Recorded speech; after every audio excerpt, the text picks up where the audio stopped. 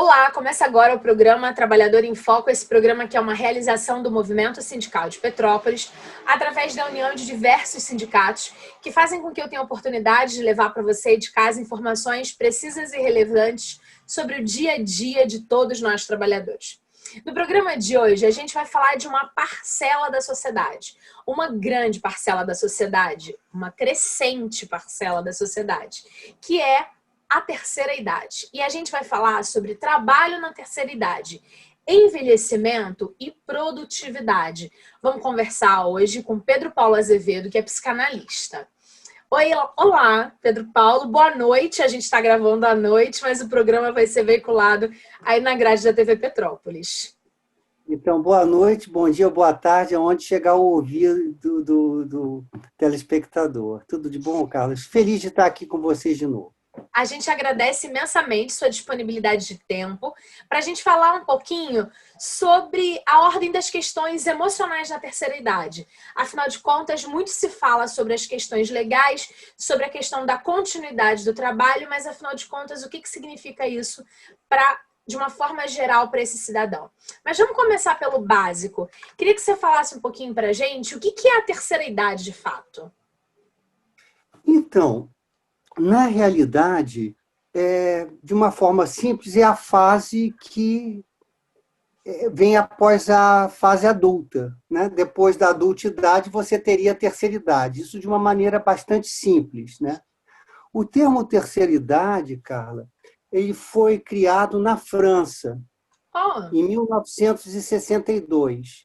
Da mesma forma que o termo idoso, né? Persona âgée, pessoa de idade, ou, no caso, troisième âge, que é a terceira idade. Quer dizer, por quê? Porque havia naquela época, isso em 1962, uma necessidade de fazer uma política de integração social e mudar a visão que se tinha, então, da velhice. E aí esse conceito vem e, de alguma forma, traz a ideia do jovem idoso e do idoso idoso, do mais idoso, do jovem idoso e do mais idoso. Então, e logo depois, no Brasil, isso foi adotado, pouco tempo depois. Alguns estudiosos hoje já falam de quarta idade, que é a partir dos 80 anos. E aí sim que a gente começa a perceber algumas debilidades mais físicas propriamente dita.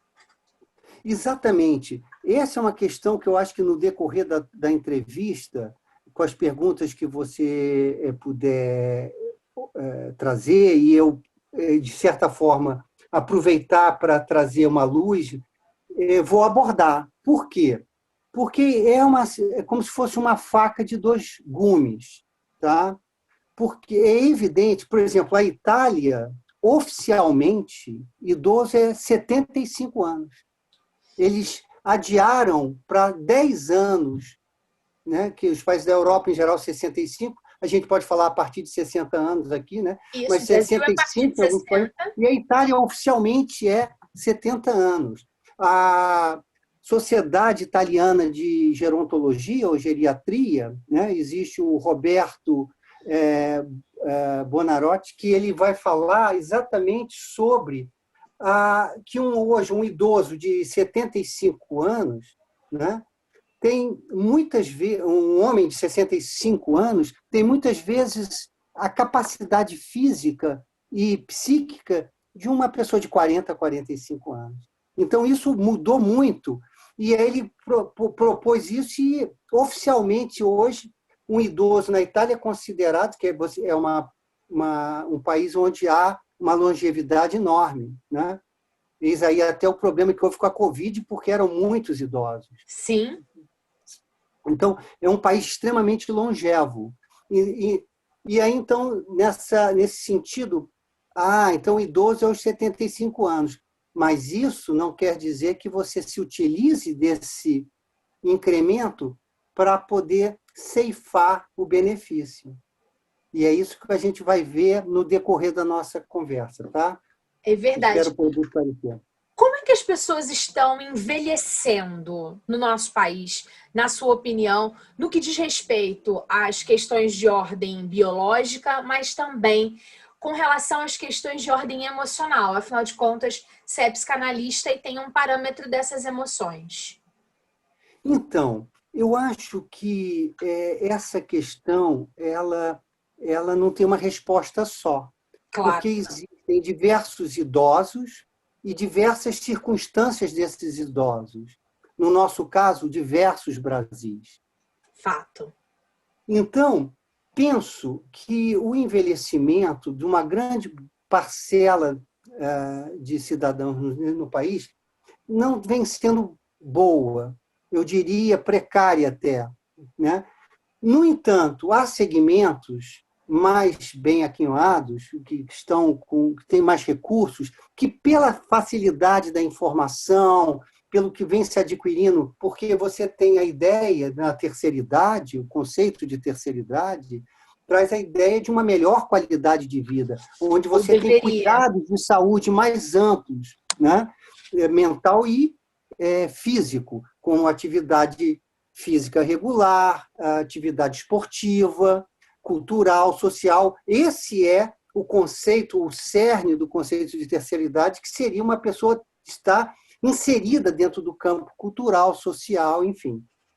E, na verdade, o que acontece? As pessoas têm melhores informações e aí vão agindo melhor, evitando as bobagens, os erros, as besteiras, né? No entanto, são, como eu falei, diversos Brasis, diversas Petrópolis, e nem todos os idosos têm esse tipo de cuidado, porque não há recursos. Porque se você não tem qualidade de vida, não é? Que é uma coisa básica, qualquer idade sente isso, que dirá um idoso, né, cara? Sabe, eu vou fazer um paralelo agora, Pedro Paulo, de alguns dos últimos programas que a gente gravou aqui para o Trabalhador em Foco. Eu tive o prazer de conversar com a cientista política Andréa Morelli e a gente falou sobre os determinantes sociais em saúde. E, basicamente, o que a gente falou no programa foi que questões como habitação, trabalho, raça, formação acadêmica tem relação direta com a saúde. E tem a ver com a saúde porque as pessoas passam a ter mais ou menos acesso a uma alimentação adequada e aí, consequentemente, tem mais ou menos doenças. Eu gravei com a Drica Madeira sobre a questão da violência doméstica nesse processo de pandemia. E um artigo científico que ela publicou na revista da UFRJ, que ela fala sobre a pandemia da violência doméstica, que foi falada pela ONU em 2018 e não aconteceu nada. E aí ela fala da pandemia de 2020 por conta do Covid-19, em que todo mundo se percebeu e aí tá fazendo da melhor forma possível.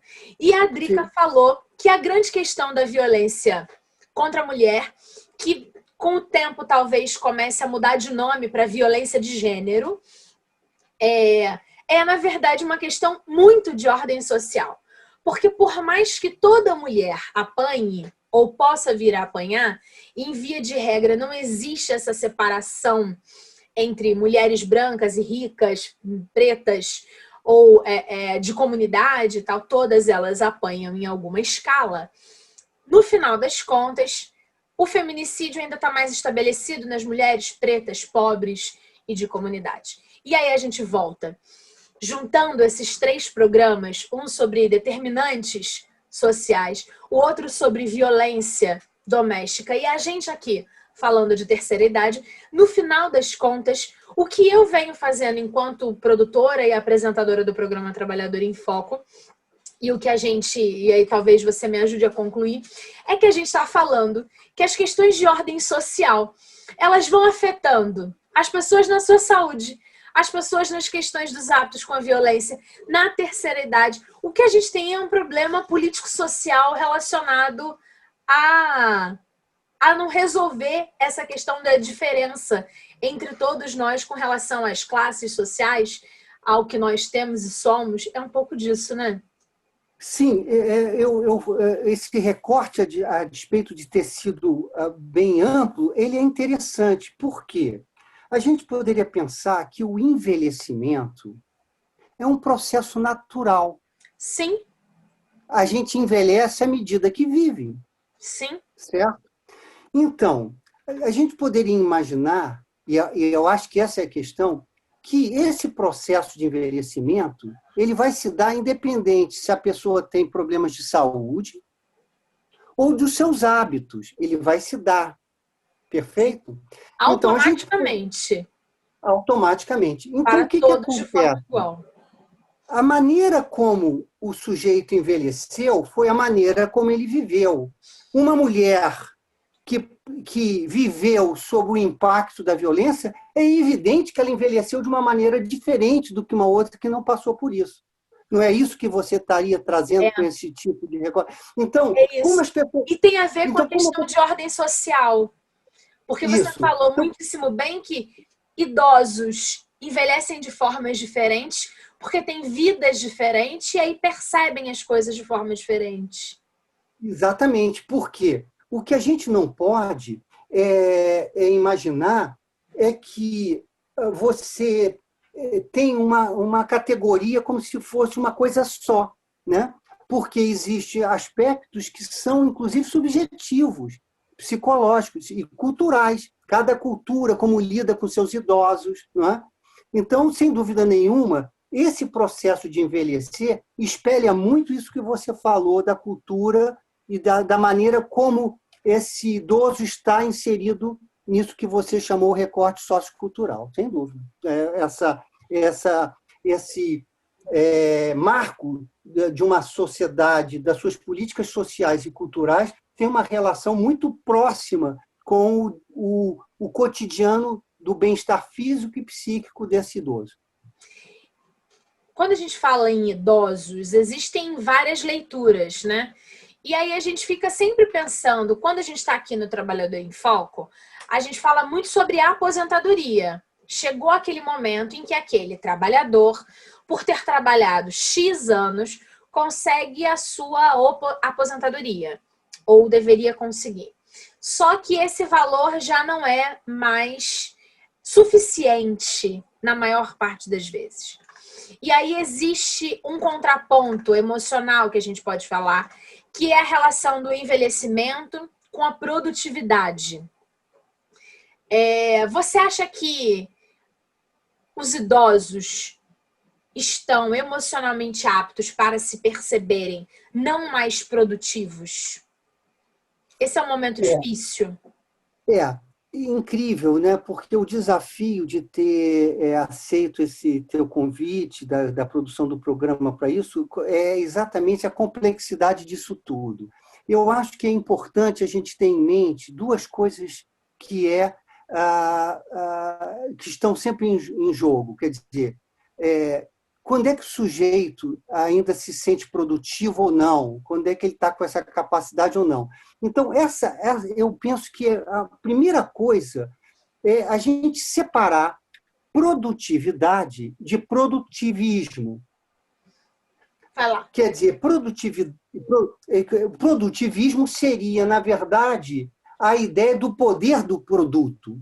Então, não são pessoas que estão trabalhando para a produção estar a serviço do ser humano, é o ser humano a serviço do produto. Isso é algo que é doente nas sociedades capitalistas, né? Porque, na verdade, coloca o sujeito não para trabalhar para viver, ele vive para trabalhar. Então, se ele acha, se continua se colocando ele como produtivo, para ele continuar sendo uma ferramenta do mecanismo do lucro, isso é um esvaziamento existencial, isso vai adoecer ele física e psiquicamente. Completamente diferente da ideia de você se sentir produtivo. E aí entra uma outra questão que é a ideia de a época de se aposentar. E aí eu chamo a atenção do seu público e seu também, Carla, que é a palavra aposentar. Isso é muito importante, porque a gente precisa ir na base do que quer dizer a palavra aposentar. Porque se, por um lado, aposentar é exatamente a possibilidade de você receber um quanto, um soldo, um salário, uma quantia que lhe é de direito pelo tempo da lei, existe uma outra questão que é pôr de lado, afastar. E a palavra aposentar, do português mais arcaico, foi aposentar. Tem a ver com dar pousada, com dar abrigo, com acolher. Então, são coisas importantes. Uma coisa é você receber aquele quanto que é de direito, mas isso não é pôr de lado o idoso, do seio onde ele possa ser útil à sociedade e fruir, gozar o que a sociedade tem a oferecer. Então, são duas coisas importantes. E é essa questão que se coloca como fundamental para a aposentadoria. Por um lado, uma sociedade que reconhece esse direito. E, por outro, um idoso que se sente capaz e engajado para produzir. Por exemplo, aqui no Brasil, nós tivemos, na UERJ, a UNAT, que é a Universidade da Terceira Idade, que tinha, que eu não sei como é que é do funcionamento, acho que ainda está lá, que vê a velhice uma visão socioconstrucionista. A medicina germânica fala da Tagesstruktur, que é a estrutura do dia, a ideia de um programa diário estruturado em que o idoso toma compromissos, ele tem uma agenda. E isso não impede que ele receba o quanto. Essa é a questão que a gente precisa ter em mente. Vamos imaginar um grupo de idosos ativos, tá? Que estão aposentados ativos e que, como resultado da sua luta de trabalho, fizeram um patrimônio. Colocaram aquele patrimônio que rende a eles uma quantia. Entendeu? Então, o que acontece? Eles estão trabalhando, mas recebem aquele quanto que permite que eles trabalhem harmonizado com os seus recursos atuais. Então, chegar para um idoso e dizer, não, você está saudável, pode se aposentar aos 75 anos, e não dar a ele o quantum que ele já deve estar tendo para poder ter melhor qualidade de vida, isso está embutido um ato de saque de uma sociedade que não quer abrigar, que não quer hospedar esse idoso, que quer botar ele de lado. Ou então usá-lo como uma ferramenta não da produtividade, mas do produtivismo, onde ele é apenas uma máquina para continuar trabalhando para os senhores do lucro. Então, o tempo ideal de se aposentar é um tempo onde haja a percepção desses dois polos. Uma sociedade que está pronta para dar a ele o retorno daquilo que ele fez pela sociedade, e ele precisa receber esse reconhecimento, e, por outro, esse idoso se sentir capaz de estar inserido nela, para ser útil e para gozar. Né? Então, da mesma forma que é cruel a gente saber que tem aposentados que nunca vão se aposentar, não é só se aposentar tarde, é indecente essas aposentadorias à la Temer, né? Essas coisas, né? Que esses aposentados que ficam se aposentam novos, mas que continuam ativos nas pilantragens e nas maldades que vão fazendo contra esse setor da população. Esse é um aspecto. O outro que eu ainda gostaria de deixar claro é que a gente não pode reduzir o idoso a uma categoria, né? Porque como que a gente... Quer dizer, na verdade, a gente pensa que o velho sempre é o outro, né? A Simone de Beauvoir vai falar isso, né? No livro dela sobre a velhice. A gente não se reconhece velho em nós. A gente vai ver a velhice no outro, entende? Quer dizer, e as classes médias e altas associam o velho à pobreza, à dependência, à necessidade, ou seja, alguma coisa bem longe dele, né? Ora, essa negação do envelhecimento é muito prejudicial. Uma coisa é a dificuldade da gente se assumir idoso, de perceber isso. Outra coisa é negar isso. Entende? Então, esse é um outro aspecto que seria muito importante a gente ter em mente, de não deixar que o conceito de terceira idade engula a figura do sujeito idoso, que tem a sua história pessoal, que tem seu... que fica parecendo que foi aquela pessoa que passou pela vida, deu o seu conto e agora está esperando o momento de sair do planeta. Né? Não, a terceira, o sujeito não pode ser reduzido a uma categoria. Isso é uma forma da gente pensar. Então, a gente precisa derrubar mitos, preconceitos, estereótipos, onde terceira idade seja algo que esteja sempre como consequência do produto dela, o que é o sujeito da idade, o idoso. O idoso é mais importante que o conceito de terceira idade. Ele carrega nele uma história. Né? Tem aqui, parece que faleceu esse mês, Gabriel Arcanjo Veinen. Sim. Né? Um escândalo de pessoa maravilhosa daqui de Petrópolis. Foi um dos fundadores do Fórum do Idoso. Isso. Seu Gabriel então, era esse homem não era... Tive o prazer de entrevistá-lo. Então, adorável. Pronto. Isso, para mim, o Gabriel Arcanjo é o exemplo vivo disso que eu estou te falando. Quer dizer, ele não ficou reduzido a uma categoria. Ele tinha uma história, ele tinha o que fazer. Né? Um trabalho ativo nos sindicatos, pensando em toda a categoria, pensando depois nos que já eram da terceira idade, os idosos. Era fantástico lidar com ele. Então, uma coisa, eu até posso compreender, Carla, que a gente queira coisas para suavizar e amenizar essa fase do envelhecimento. Então, é aceitável falar em melhor idade, tudo isso é aceitável, mas nunca negar, porque a gente vê duas coisas perigosas nessa negação da idade.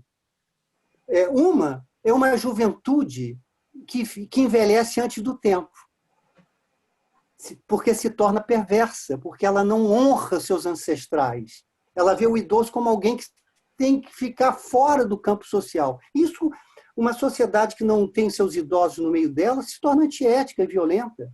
Né? E o exemplo é o romance do Oscar Wilde, Retrato de Dorian Gray, que o retrato ia envelhecendo à medida que ele ia fazendo maldades. Ele era um jovem lindo, bonito, rico, né? E quanto mais maldades, quanto mais perfídias ele fazia, o retrato ia envelhecendo. E ele tem que esconder o retrato no sótão, porque ele não suporta ver a própria feiura da velhice jovem dele. Então, dois erros. Jovens que não estão convivendo com seus idosos e, portanto, perdendo o rumo, perdendo a direção, e idosos que estão negando sua condição, querendo se agarrar a essa cosmética da manufatura de produtos e etc., fantasiando uma juventude eterna e perdendo a percepção jovem, que uma percepção é sempre jovem, é sempre uma coisa que ocorre, do poder que realmente eles têm no seio da sociedade. Então, uma coisa é a gente ter dificuldade de se aceitar idoso, a outra é negar. Então, o conceito de terceira idade não pode ser sinônimo de se colocar numa categoria. Não. Isso só serve para a gente pensar políticas públicas, né? Ter a ideia de políticas públicas e de respeito aos anciãos da nossa sociedade, que são aquilo que confere o ethos, a ética, né? Aquilo que tudo antecede. E nunca reduzir esses idosos à categoria, porque eles têm história pessoal, como o senhor Arcanjo, seu Miguel Arcanjo, né? Pedro Paulo, queria te agradecer imensamente. A gente está chegando nos segundos finais do nosso tempo de programa. É sempre uma delícia conversar com você. Você pode ter certeza que você elucidou coisas importantes para o nosso telespectador de todas as faixas etárias. Para ele aprender a respeitar mais os idosos, para ele entender um pouco sobre produtividade e produtivismo, é isso? Produtivismo. Esse conceito de que, afinal de contas, estamos aqui para produzir o tempo todo ou precisamos produzir alguma coisa tangível ou precisamos nos sentir produtivos nessa história, e é o que mais importa. E aí, uma questão extremamente prática, né? Políticas sociais precisam nos fragmentar entre jovens, adultos, estudantes e idosos, para que a gente tenha melhores condições de vida. Mas nós não precisamos o tempo todo aceitar esses quadrados que querem nos colocar o tempo todo. Dá para poder viver muito mais entrelaçado o tempo todo. Foi um imenso prazer. Eu finalizaria dizendo que os jovens têm muito a aprender com idosos e vice-versa, né? Quer dizer, a necessidade de reabrir esse diálogo entre juventude e a fase da velhice, que a gente poderia chamar assim. Como isso é rico para ambos e como e que uma sociedade que está fraturando isso é perigosa. Quer dizer, concordo com você. Eu penso que se sentir produtivo é poder, por exemplo, ter uma palavra para esses jovens. Isso é ter um espaço dentro do campo cultural. Então, sem dúvida nenhuma, eu acho que o grande desafio são as políticas públicas que possam estimular esse diálogo. Essa, para mim, é a dica para cada idoso que vai ouvir o seu programa, que saia dos seus preconceitos, procure ouvir os jovens, procure saber o que eles têm a dizer, não se fecham. E os jovens, vocês, que vão ficar velhos se não morrerem cedo, né? Que a melhor maneira de cuidar, que a melhor maneira de cuidar do seu futuro é dialogando com seus ancestrais e aprendendo com eles. Porque eles têm muito a ensinar, sempre, sempre. Obrigada, Pedro. É sempre um prazer conversar com você de verdade. Obrigada a você de casa que ficou com a gente nesse bate-papo. Espero que tenha sido tão bom para você quanto foi para mim. Um abraço grande e até o próximo programa. Tchau, tchau.